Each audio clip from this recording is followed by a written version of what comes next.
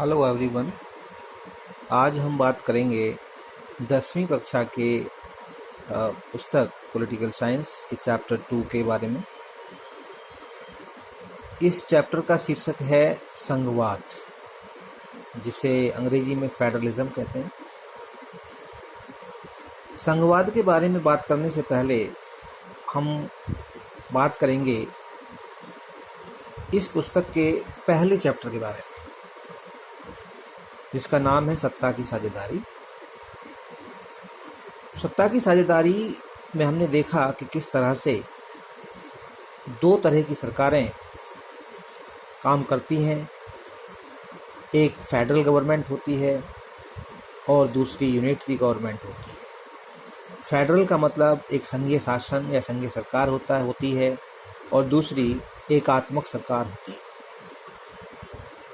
इस चैप्टर में दो उदाहरण हैं, दो देशों के उदाहरण हैं। एक देश है बेल्जियम और दूसरा है श्रीलंका। सत्ता की साझेदारी वाली चैप्टर में बेल्जियम रिप्रेजेंट करता है संघवाद को और श्रीलंका रिप्रेजेंट करता है यूनिटरी फॉर्म ऑफ गवर्नमेंट, अर्थात एकात्मक शासन को, एकात्मक शासन प्रणाली। हालांकि बेल्जियम में पहले से संघवाद नहीं था। संघवाद वहां 1993 में शुरू हुआ। 1993 में बेल्जियम के संविधान को 4 बार संशोधित किया गया और संशोधन के उपरांत उसमें कुछ महत्वपूर्ण संशोधन किए गए, कुछ महत्वपूर्ण बदलाव किए गए, जिन्होंने बेल्जियम को एक संघीय सरकार में बदल दिया या उसे एक संघीय शासन प्रणाली वाला देश बना दिया। ऐसा नहीं है कि वहाँ पर पहले क्षेत्रीय शक्तियाँ नहीं थीं या वहाँ पर पहले राज्य सरकार नहीं थी। वहाँ राज्य सरकारें तो थीं, जैसे कि वहाँ पर 2 प्रमुख क्षेत्र हैं, वेलोनिया और दूसरा है फ्लेमिश। उन दोनों क्षेत्रों की सरकारें थी, लेकिन वो सरकारें उधार की शक्तियों से काम करती थी। मतलब उनकी जो शक्तियाँ थीं वो बेल्जियम की केंद्रीय सत्ता द्वारा या केंद्रीय सरकार द्वारा अथवा राष्ट्रीय सरकार द्वारा उनको दी हुई थी, उनको उधार दे रखी थी, जिन्हें वो कभी भी वापस ले सकती थी। लेकिन 1993 में वहाँ पर एक परमानेंट अरेंजमेंट किया गया, वहाँ एक स्थायी बंदोबस्त किया गया एक तरह से, और उस स्थायी व्यवस्था के तहत वहाँ की 2 क्षेत्रीय सरकारों को शक्तियाँ सौंप दी गई और वो शक्तियाँ संविधान के द्वारा दी गई। इसका मतलब ये था कि अब बेल्जियम की राष्ट्रीय सरकार क्षेत्रीय सरकारों से उन शक्तियों को वापस नहीं ले सकती थी। वहीं दूसरी तरफ हमने देखा कि श्रीलंका थी। श्रीलंका में शक्तियों का कोई विभाजन नहीं था, सत्ता की कोई साझेदारी नहीं थी और वहाँ पर जो राष्ट्रीय सरकार थी वही सभी शक्तियों को अपने हाथ में रखे हुए थी। और आज भी श्रीलंका में ऐसा ही है, वहाँ पर फेडरलिज्म नहीं है, वहाँ पर यूनिटरी फॉर्म ऑफ गवर्नमेंट है, एकात्मक प्रणाली है, जहाँ पर क्षेत्रीय सरकारों के पास शक्तियाँ नहीं हैं, या शक्तियाँ हैं भी तो उन शक्तियों को श्रीलंका की राष्ट्रीय सरकार कभी भी ले सकती है। अब हम बात करेंगे इस चैप्टर के बारे में, चैप्टर 2 के बारे में, फेडरलिज्म के बारे में, संघवाद के बारे में। संघवाद की अगर हम बात करें तो वर्तमान में यह 25 देशों में पाया जाता है। प्रश्न 1 नंबर का आता है कि कितने देशों में संघवाद है या कितने देशों में संघात्मक सरकार पाई जाती है। तो 25 देशों में संघात्मक शासन प्रणाली वर्तमान में पाई जाती है। ये संघात्मक शासन प्रणाली या संघवाद होता क्या है, इसके अर्थ के बारे में, इसकी परिभाषा के बारे में बात करेंगे, इसकी कुछ मुख्य विशेषताओं के बारे में, इसकी की फीचर्स क्या हैं, इसकी बेसिक फीचर्स क्या हैं, उनके बारे में हम डिस्कस करेंगे। और इसके बाद उन सारे फीचर्स को डिस्कस करते हुए डिटेल में उनके बारे में विस्तार से चर्चा की जाएगी। साथ ही साथ इस वीडियो के अंत में हम फेडरल गवर्नमेंट के टाइप्स के बारे में बात करेंगे कि फेडरल गवर्नमेंट के दो तरह के रूप होते हैं। उन रूपों के बारे में हम बात करेंगे जिनको हम कमिंग टुगेदर फेडरलिज्म कहते हैं और एक होल्डिंग टुगेदर फेडरलिज्म कहते हैं। तो आइए हम शुरुआत करते हैं, संघवाद किसे कहते हैं या संघवाद का क्या अर्थ है, संघवाद से आपका क्या अभिप्राय है। संघवाद बहुत ही सामान्य अर्थ में दोहरा शासन है। दोहरा शासन का अर्थ है दो स्तरीय शासन प्रणाली, यानी कि ऐसी सरकार या ऐसी प्रणाली है ये शासन की जिसमें कम से कम दो सत्रों पर, दो लेवल्स पर सरकारें पाई जाती है। दो स्तर होते हैं किसी भी देश के अंदर। जैसे एक तो पूरा देश होता है और वो देश, उस देश के अंदर बहुत सारी इकाइयां होती हैं। इन इकाइयों को प्रदेश या क्षेत्र या राज्य कहते हैं। जैसे उदाहरण के लिए भारत एक संपूर्ण देश है, लेकिन ये भारत जो बना हुआ है वो अलग अलग राज्यों से बना हुआ है, अलग अलग प्रांतों से बना हुआ है, जिसमें हरियाणा, उत्तर प्रदेश, बिहार, पंजाब, मध्य प्रदेश, महाराष्ट्र, पश्चिम बंगाल इत्यादि 28 राज्य हैं। वर्तमान में 28 राज्य हैं। कुछ दिन पहले तक 29 राज्य हो चुके थे, लेकिन अब 28 रह गए हैं क्योंकि जम्मू कश्मीर को 2 केंद्र शासित प्रदेशों में बांट दिया गया है और वो अब राज्य नहीं है। तो इस तरह से 28 राज्यों से मिलकर के भारत बनता है। ऐसे ही सभी दूसरे राज्य हैं, दूसरे देश हैं, चाहे वो यूएसए हो, यूनाइटेड स्टेट्स ऑफ अमेरिका, जिसको हम संयुक्त राज्य अमेरिका कहते हैं। उसके अंदर 50 राज्य मिलकर के संयुक्त राष्ट्र संघ को बनाते हैं, अमेरिका को बनाते हैं। ऐसे ही हमने देखा बेल्जियम है, जिसमें 2 क्षेत्र हैं प्रमुख रूप से, वेलोनिया और फ्लैमिश। इसी तरह से ऑस्ट्रेलिया है, कनाडा है, स्विट्जरलैंड है। ये ऐसे देश हैं जहाँ पर संघीय शासन पाया जाता है। तो इन संघीय सरकारों में, इन संघीय शासन प्रणालियों में 2 तरह की सरकारें पाई जाती हैं। 2 governments eight 2 different levels. 2 level हो गए। एक तो हो गया केंद्रीय लेवल, केंद्रीय स्तर, जिसको कहते हैं सेंट्रल लेवल, और दूसरा होता है स्टेट लेवल, राज्य स्तर। तो एक सरकार केंद्रीय सरकार होती है और दूसरी राज्य सरकार होती है। इस तरह से हम कहते हैं कि संघीय शासन प्रणाली में दोहरी शासन प्रणाली पाई जाती है, या इसे ड्यूअल पॉलिटी कहते हैं। ड्यूअल पॉलिटी का मतलब दोहरा शासन। 2 तरह की सरकारें वहाँ काम करती है। एक संपूर्ण देश की सरकार, उदाहरण के लिए भारत सरकार संपूर्ण देश की सरकार है, जिसमें राष्ट्रपति महोदय होते हैं, प्रधानमंत्री जी होते हैं, ठीक है। देश की सर्वोच्च न्यायालय है, सुप्रीम कोर्ट, देश की संसद जो देश की विधायिका है, वो सभी देश की सरकार के अंग हैं, भारत सरकार के अंग हैं। इसके अलावा प्रत्येक राज्य, चाहे वो हरियाणा है, चाहे वो पंजाब है या राजस्थान है, मध्य प्रदेश है, उत्तर प्रदेश है, प्रत्येक राज्य की अपनी अपनी सरकारें हैं। जैसे हरियाणा में हरियाणा सरकार है ना, यूपी में यूपी सरकार है, राजस्थान सरकार है, और इन सरकारों के अपने अलग अलग मुख्यमंत्री होते हैं, राज्यपाल होते हैं, उनकी अलग व्यवस्था है। तो इस तरह से संघीय शासन प्रणाली या संघवाद की पहली प्रमुख विशेषता है दोहरी शासन प्रणाली। संघात्मक शासन या संघवाद एक दोहरी शासन प्रणाली है। दूसरी विशेषता की तरफ बढ़ते हैं। इस संघवाद की दूसरी विशेषता होती है लिखित संविधान। जहां भी संघात्मक शासन सरकार पाई जाती है या जहां भी संघवाद पाया जाता है, वहां पर वहां का संविधान लिखित होना चाहिए, रिटन कॉन्स्टिट्यूशन। फेडरल गवर्नमेंट में रिटन कॉन्स्टिट्यूशन होता है, संविधान लिखित होता है। लिखित संविधान का मतलब है कि संविधान एक दस्तावेज के रूप में होता है, एक बुक के रूप में होता है, एक पुस्तक के रूप में होता है, जिसमें राज्य और केंद्र सरकार की शक्तियों का विभाजन होता है, राज्य और केंद्र सरकार के अधिकारों के बारे में लिखा हुआ होता है, देश के नागरिकों के अधिकारों का वर्णन होता है, देश का शासन किस प्रकार चलेगा उस व्यवस्था की पूरी जानकारी होती है। तो इस तरह से संघीय व्यवस्था में लिखित संविधान पाया जाता है।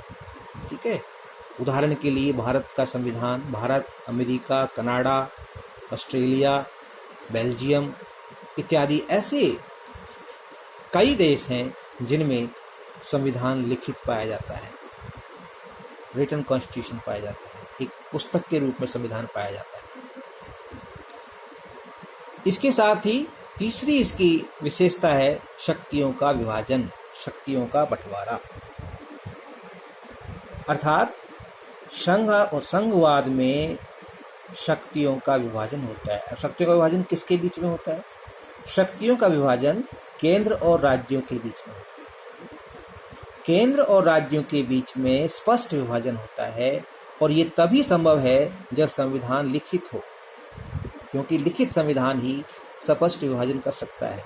उसमें लिखा होता है कि ये शक्तियां राज्य की है, ये केंद्र की है। तो ये शक्तियों का विभाजन, उदाहरण के लिए भारत में 3 सूचियों के माध्यम से शक्तियों का विभाजन किया गया है।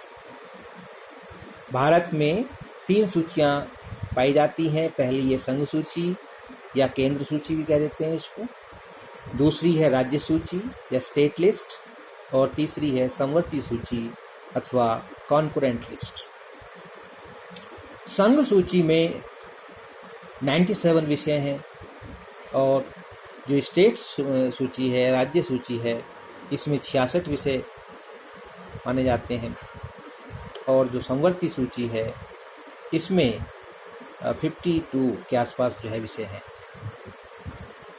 तो ये जो विषय हैं ये अलग अलग सरकारों को उनकी शक्तियों के बारे में बताते हैं। संघ सूची में जितने भी विषय दिए हुए हैं उन पर कानून बनाने का अधिकार सिर्फ और सिर्फ केंद्र सरकार को है, क्योंकि दोहरी शासन प्रणाली है भारत में भी और 2 सरकारें पाई जाती हैं, एक केंद्र सरकार जिसको भारत सरकार कहते हैं और राज्यों में अलग अलग सरकारें पाई जाती हैं। संघ सूची के विषयों पर भारत सरकार को कानून बनाने का अधिकार है, भारत की संसद को कानून बनाने का अधिकार है, और राज्य सूची के जो विषय हैं वो राज्यों को सौंपे गए हैं, राज्य उन पर कानून बनाते हैं। हालांकि विशेष परिस्थितियों में संसद भी इनके ऊपर कानून बना सकती है, लेकिन सामान्य परिस्थितियों में राज्य सूची पर राज्य ही कानून बनाते हैं। समवर्ती सूची पर दोनों को अधिकार है कि वो कानून बना सके। दोनों का मतलब केंद्र और राज्य दोनों ही समवर्ती सूची पर सरकार कानून बना सकते हैं। इसमें ऐसे कुछ विषय होते हैं जो सामान्य हित के होते हैं, जो कॉमन इंटरेस्ट के होते हैं, जैसे शिक्षा दोनों के से संबंधित है, उस पर केंद्र और राज्य दोनों सरकार बना सकते हैं। तो इस तरह से संघीय शासन प्रणाली में या संघवाद में शक्तियों का विभाजन होता है, स्पष्ट विभाजन होता है। उसमें लिखा होता है कि भाई ये शक्तियां केंद्र की हैं और ये शक्तियां राज्य की हैं। चौथी इसकी जो महत्वपूर्ण विशेषता है वो है कि प्रत्येक सरकार का पृथक क्षेत्राधिकार होता है। Each government has its own jurisdiction. Jurisdiction का मतलब क्षेत्राधिकार। अलग से भी 2 नंबर का क्वेश्चन आता है ये कि भाई क्षेत्राधिकार किसे कहते हैं या क्षेत्राधिकार से आप क्या समझते हैं। तो क्षेत्राधिकार का बहुत ही साधारण अर्थ है कि वह क्षेत्र या वह दायरा जिसके विषय में किसी एक संस्था या व्यक्ति या इकाई को कानूनी निर्णय लेने का कानूनी अधिकार प्राप्त है। मतलब jurisdiction is that area over which someone has legal right someone has legal authority to decide, उस क्षेत्र के बारे में, उस दायरे के विषय में सिर्फ वह व्यक्ति कानूनी रूप से निर्णय लेने के लिए सक्षम है। तो एक क्षेत्राधिकार होता है, एक दायरा होता है। और अगर कोई विषय उसके क्षेत्राधिकार से बाहर है तो वो उसके संबंध में निर्णय नहीं ले सकता। ठीक है, जैसे कि राज्य सूची और केंद्र सूची की अगर हम बात करें तो जो संघ सूची है ये केंद्र सरकार का क्षेत्राधिकार है। संघ सूची के जो जितने भी विषय हैं उन पर कानून बनाने का अधिकार सिर्फ और सिर्फ केंद्र सरकार को है। लेकिन जो राज्य सूची है वो राज्य सरकार का क्षेत्राधिकार है, उन पर कानून बनाने का अधिकार राज्य सरकार को है। तो इस तरह से संघवाद की चौथी विशेषता है प्रत्येक सरकार का पृथक क्षेत्राधिकार होता है। यानी कि प्रत्येक मतलब केंद्र और राज्य सरकारों का अलग अलग अपना क्षेत्राधिकार होता है, वो अपने क्षेत्राधिकार के अनुसार निर्णय ले सकते हैं। राज्य में राज्य सरकार निर्णय लेती है और केंद्र में केंद्र सरकार निर्णय लेती है। अगली विशेषता है इसकी कठोर संविधान, रिजिड कॉन्स्टिट्यूशन। मतलब हुआ इसका कि भाई अलग से भी क्वेश्चन आता है इसका कि कठोर संविधान किसे कहते हैं।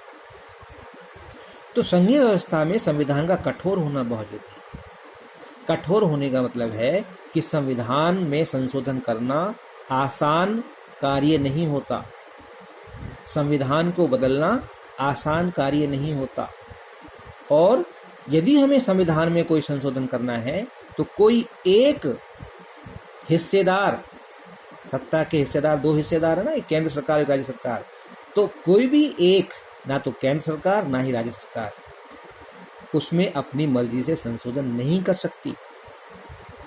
वह संशोधन या वह बदलाव संविधान में तभी हो सकता है जब दोनों सरकारें उस पर सहमत हो जाएं। ठीक है, जैसे मान लीजिए मुख्य प्रावधानों को बदलना बहुत कठिन होता है। जहां पर संविधान कठोर होता है वहां संविधान के मुख्य प्रावधानों को बदलना बहुत कठिन होता है, और यदि उनमें बदलाव करना है तो केंद्र और राज्यों, सभी राज्यों की सहमति जरूरी है।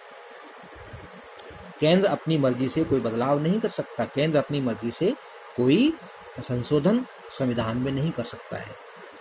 तो यह इसलिए जरूरी है ताकि केंद्र सरकार राज्य की शक्तियों को घटा ना सके या राज्य की शक्तियों को छीन ना सके, इसलिए संविधान को कठोर बनाया जाता है।